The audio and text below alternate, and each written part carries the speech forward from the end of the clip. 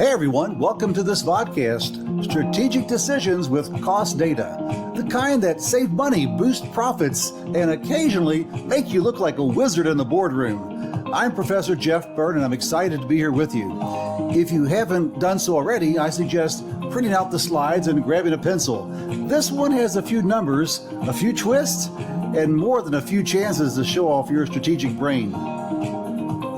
In today's podcast, we'll look at practical decision tools you'll use throughout your careers, whether you're managing products, pricing, sourcing, or figuring out how to squeeze more profit out of limited resources. We'll walk through the 6 key decision-making concepts: differential and relevant cost analysis, special orders, constrained resources, and sell process further decisions. And yes, lots of helpful examples with numbers and tables to guide us. Let's go.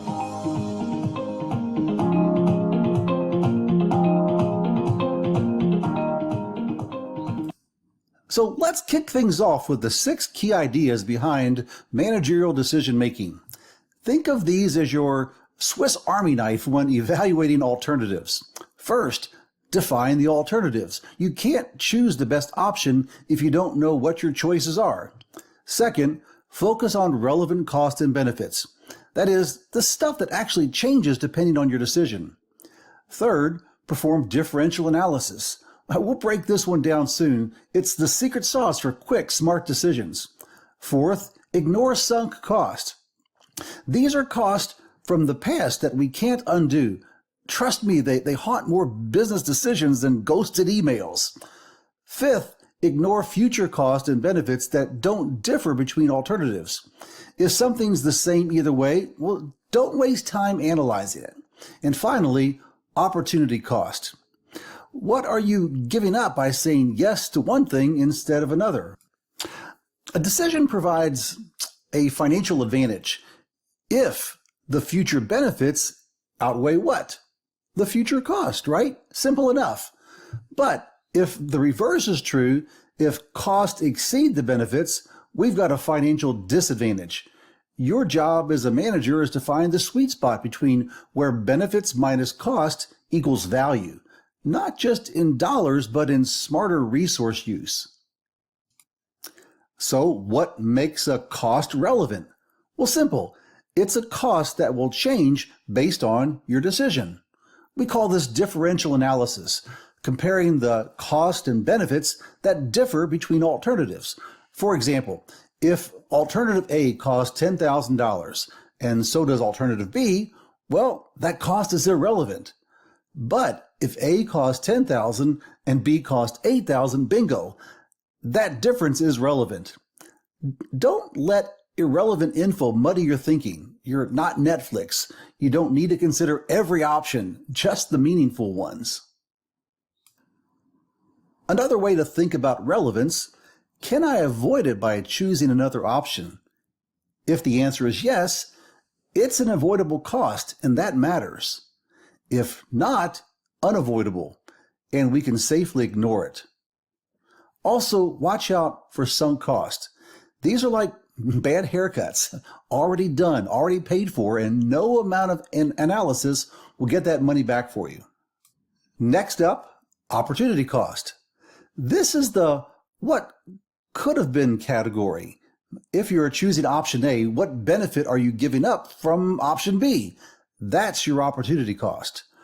For example, if you use warehouse space for storage instead of renting it out, well, that lost rental income, that's your opportunity cost. It's the ghost of decisions not taken, and it's very real. Don't ignore it. Let's take a look at relevance in decision making in action. TV Smart Inc.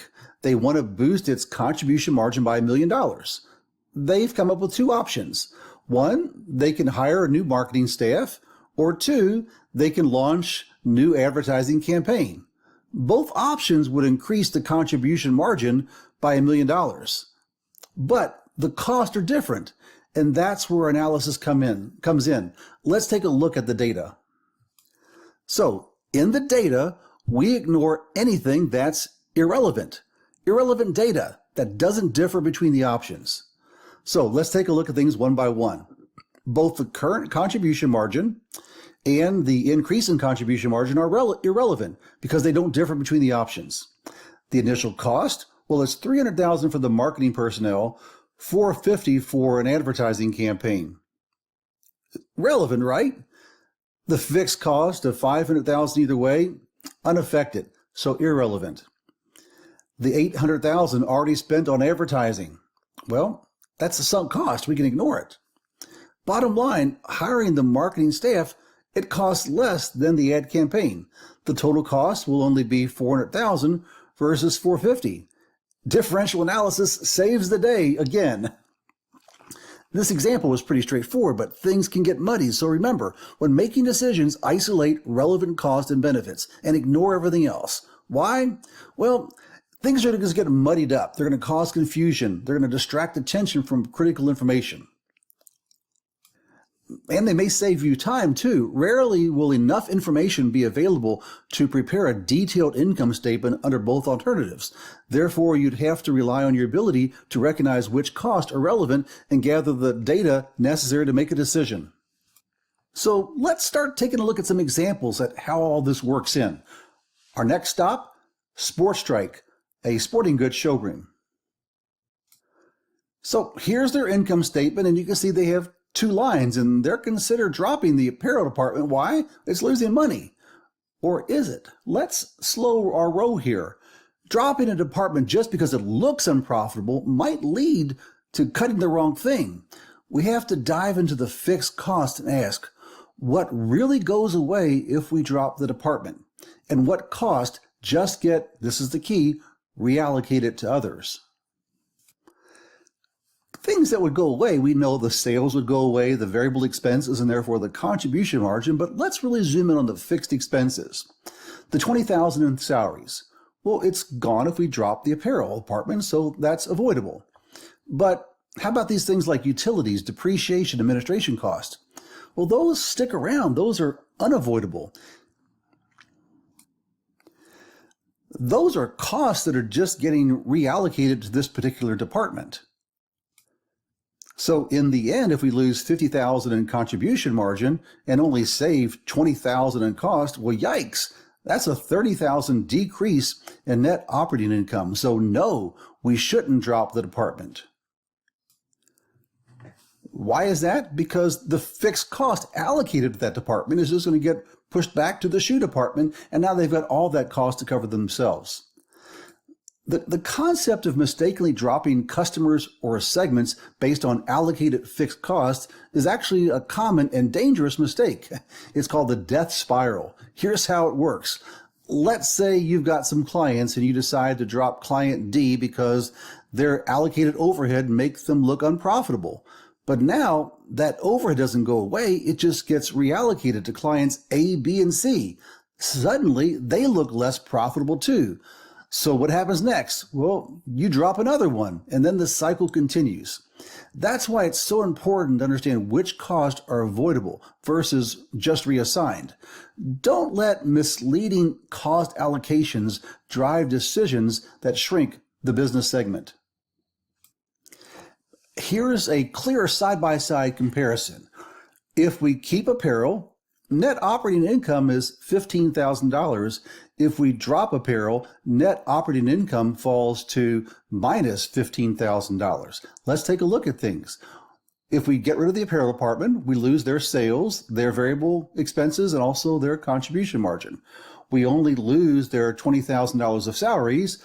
The fixed costs stay the same. So look what happens. Our contribution margin is now only being provided by the shoe department of $100,000. But our total fixed expenses have grown and now are $115,000, all being allocated to the shoe department, which leaves net operating loss of $15,000. Moral of the story, never trust a segment loss at face value unless you've separated what's called traceable versus common fixed cost. If we could isolate any of this fixed cost specifically to each department, and if that would specifically go away if we eliminate that department, then we could say, well, then the decision might change. We'd have to separate fixed cost into what's traceable and what's not traceable. What's not traceable is called common fixed cost. So onward we go to another example. Let's shift gears literally. Take a look at remote racing. They currently make their own electric motors for toy cars. Like companies producing and delivering a product or any type of service, everything they do from development and production to after-sale services, those are known collectively as the company's value chain. When a company performs all of these in-house, we say that company's vertically integrated. But companies often outsource parts of this chain, leading to what we call a sourcing decision, like deciding whether to make or buy a component. Now, remote racing, they face such a decision. An outside supplier is offered to sell motors that they make right now themselves, but they'll sell them to them for $35 or $350,000 for 10,000 units needed annually. Currently, it costs remote racing $41. It's broken down like this: $15 for direct material, $10 direct labor, $5 variable overhead, $3 supervisor salary, $6 depreciation of special equipment. Hopefully that's sounding familiar to you. What kind of cost is that? And allocated general overhead. Hopefully that's sounding familiar too. Altogether, the total cost for making 10,000 units is $410,000. So this outside suppliers offering to make these at $35 a unit, 10,000 units, a total of $350,000. The key to focus on is what are the relevant costs, those that differ between the options. If the avoidable cost of making the motors in-house is less than $350, they should continue to produce them. But if the avoidable costs are more than $350, buying from the outside supplier becomes a better financial choice. All right, well, let's walk through the relevant cost analysis. First up, the supplier is offering $350. That's the total cost to buy, and it's the only cash outlay. It shows up in the buy column. Now let's break down what it costs to make the motors in-house. We've got the $150 for materials, $100 in labor, $50,000 in overhead, and the $30,000 supervisor salary. The supervisor's salary is relevant because if we stop making motors, they're no longer needed. Awkward, yes, but relevant. Now the depreciation on equipment. Is it relevant? No, it's irrelevant. It's a sunk cost. Unless we can sell it or use it elsewhere, it doesn't factor into our decision. The same for the $20,000 like we saw in the previous example. That's allocated general overhead. It stays no matter, right? So we can ignore it. Add up the relevant make cost, they total to $330. Compare that to $350 for the buy, and guess what? Making the motors in-house saves the company $20,000. So unless there's another factor like opportunity cost or strategy, management should tell the supplier, thanks, but no thanks. Okay, but wait, what if we could use the production space for something else? Maybe we could rent it out. Say it generates $50,000 in extra contribution margin. Now that's a real cost of making. It's an opportunity cost. Suddenly the make cost $330 plus $50 or $380. Buying for $350 is now a much, much better option. Okay, so hopefully you're getting the hang of this. Let's take a look with another example, this time special order decisions. In case you didn't know, I'm a bona fide chocoholic. Let's use the example of a chocolatier to talk about special order dilemma. Now, managers often receive special orders from customers for a product, and they want special prices at it too. These special orders are one-time orders and are not considered a part of the normal ongoing operations. The decision to accept or reject such a special order, you must consider all the incremental benefits and the cost resulting from the special order. In general, special orders can be accepted if the incremental revenue exceeds the incremental cost. Incremental revenue refers to the increase in revenues from the special order. Incremental cost refers to the increase of costs specifically because of the special order. Before accepting the special order, managers have to ensure that the orders do not affect their regular sales. Otherwise, they would be cannibalizing sales. Let's look at the example facing Karen Munson, owner of Munson's Chocolatiers. They're a third generation of chocolatiers in Connecticut. So Munson sells these scrumptious looking handmade chocolates to local department stores for $80 a box.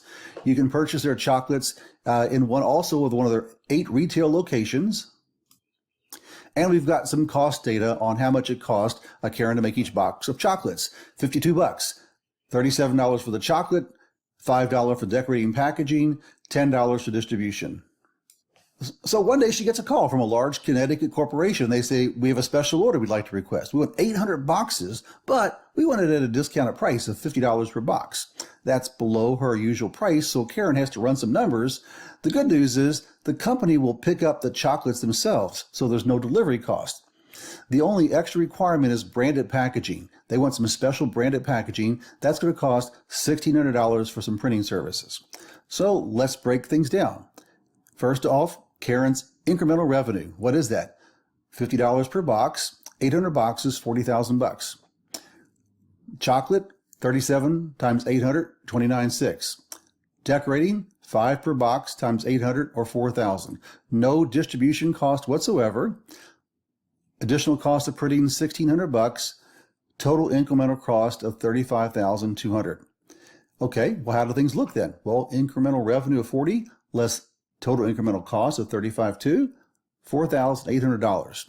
As long as Karen has idle capacity, that means she's not going to incur any more fixed costs. She has the space in her operations to do this. It's not going to cannibalize any of her existing sales. Then yeah, she should probably take this order. But remember those 2 important factors. Do you have the capacity to do this? And will you not be cannibalizing existing sales? If so, take the order indeed. Well, we're moving right along in another example. This is called the bottleneck example. Not the kind that happens on I-285, but the kind that hold up production. So we have a company called Leverage Inc. They make 2 types of industrial gears, the Helica and the Spur, at their plant in Muncie, Indiana. Both types of gears are profitable, but there's a problem. The company does not have enough machine time to meet the demand for production of both of these gears. Both of these gears have to be produced and calibrated in a very, very expensive machine, but they only have the one machine. For this problem, Helica has contribution margin of $3 per unit for the Helica. Leverage Inc. has $3 of contribution margin for the Helica model and $2 of contribution margin for the Spur model. Contribution margin ratios 30% and 25%. So with limited time, with this constrained amount of time from this one machine that does the manufacturing, the calibrations, what should they do? They don't have enough time in this machine to be able to get everything through. Should they prioritize the product with the higher contribution margin per unit? Well, yes, if they both take the same amount of time of that constrained resource. But no, if that time is different. If the time is different, they should prioritize the one that makes the most contribution margin per minute of machine time. Let's take a look at how this works. So now we've introduced a little bit more of data here. We have that it has 5,000 units for Helica, 10,000 units for Spur. They have 3 minutes. 3 minutes is what it takes to make one Helica. Altogether, it takes 15,000 minutes of time to run the Helica orders. Spur, it only takes 1 minute. These aren't as a complex gear to design, to make, and to calibrate. It only takes 1 minute, so there's a total of 10,000 minutes to make the Spurs. And this is where the problem comes in. Altogether, they need 25,000 minutes to make all the Spurs that they have orders for, but the machine can only run 19,000 minutes. That's all of what's available. That is creating a constraint. So at first glance, Helica seems more profitable due to its higher contribution margin and a higher margin ratio. But with limited machine time, the real measure is contribution margin per minute. Helica, what does that take? Well, let's take a look. It generates $3 of contribution margin, but it takes 3 minutes of machine time. So it generates $1 per minute that is on the machine of contribution margin. Spur generates $2 of contribution margin. Machine time that's required is just 1 minute, and it generates then $2 per minute of contribution margin. So which one should we prioritize? So despite the lower margin per unit, Spur is more profitable use of limited resources. Leverage should prioritize Spur gears to maximize their profit under the constraint. So they'll want to make all 10,000 Spurs, and that's 10,000 minutes. Okay, well then if you have 19,000 minutes in total and 10,000 of those are going to be dedicated to Spur to make all those products, what do you go to next? Well, then you go to the Helica. 9,000 minutes left over, 3 minutes needed for each Helica, so they can make altogether then 3,000 Helica. So then given this constraint, how do they maximize their profit? Well, they make 10,000 of Spur and 3,000 of Helica, and that maximizes their profit for this period. So at Leverage, that constraint is machine time. Helica generates $1 of contribution margin per minute or $60 per hour. Spur generates $2 per minute or $120 per hour. So if there is unmet demand for Spur gears, management should be willing to do what? Spend up to another $120 to free up machine time, whether that means paying overtime, leasing equipment, or redesigning the process.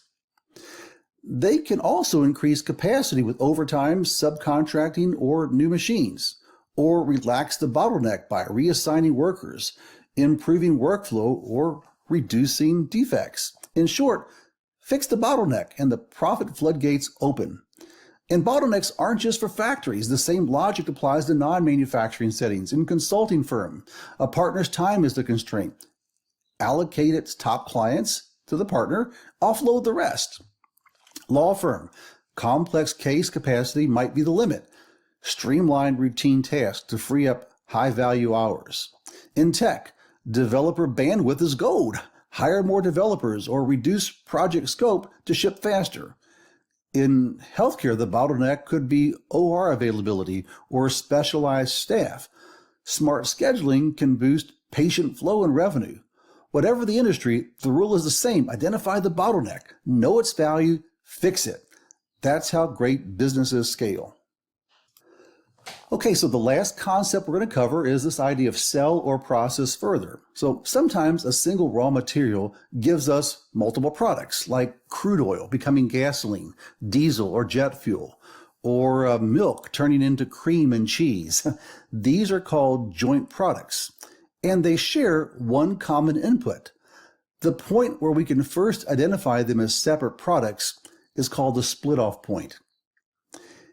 Any cost up to that point, those are joint cost. So here in the example, we have some raw material, a couple of products that those raw materials become. They share some common cost. Those are joint costs. For external reporting purposes, we allocate those joint costs to each product. But here's the catch. Those costs are already incurred. They're sunk costs, and they don't belong in any internal decision making. After this split-off point, we have the choice. We can maybe sell the product as it is, or possibly we could even process it further to possibly sell it at a higher price. That decision whether to sell now or keep on processing should be based on only one thing: incremental revenue versus incremental processing cost. If the extra revenue from further processing is greater than the extra cost, what are you going to do? Keep going. If not, stop. Sell it as it is. That's how we make a smart, margin-focused decision and avoid being fooled by sunk cost. Okay, stick with me. Let's walk through a full example that brings this decision to life. Let's look at Dairy Co. They start with one common raw material, milk. Okay? From this input, they produce two joint products, cream and curds. To get to the point where the cream and curds can even be sold, the company incurs several different types of joint cost. They spend $30,000 on the milk, $25,000 on labor, utilities, and equipment, and another $5,000 on sanitation, transportation, storage. That's a total of $60,000. $60,000 in joint costs, all of which are incurred before the split-off point. Now, here's the most important part. These costs are already spent. Whether we sell the cream and curds now or decide to process them further, that $60,000 doesn't change. These are what we call what? sunk cost, and they have no role whatsoever in decisions that we're about to make. So from here on out, we're focusing only on what's different between the options, specifically the incremental revenue and the cost of further processing. Let's take a look at product A, cream. Dairy Co. can sell the cream right after the split point, and they can sell it for $40,000. But if they process this cream into butter, they can sell that same quantity for $55,000. The catch, it costs $18,000 to churn, package, and store the butter. So let's do the math.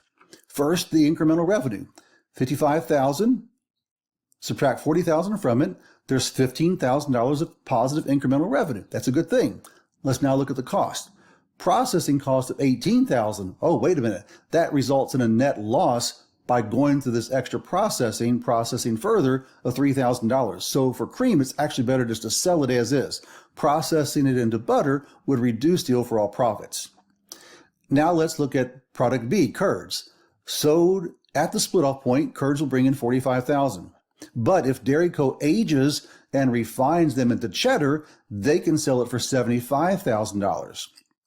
Okay, the extra processing cost to do that is going to be $20,000. So here's the breakdown.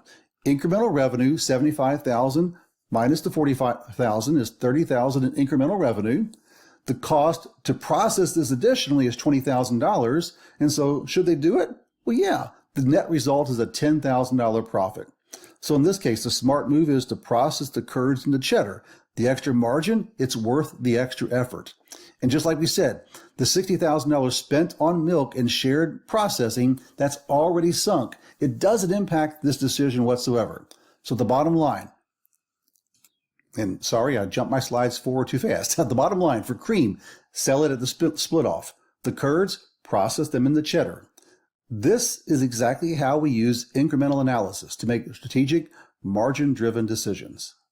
Okay, I know that was a lot, but thanks for sticking with me. What we did today was we walked through some of the most practical tools in managerial accounting, and honestly, some of the most useful tools in your entire career.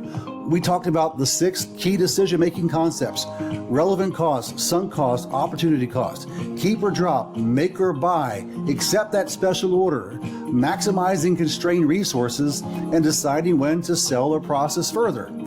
This stuff, it shows up in real boardrooms, and you just learn how to speak the language.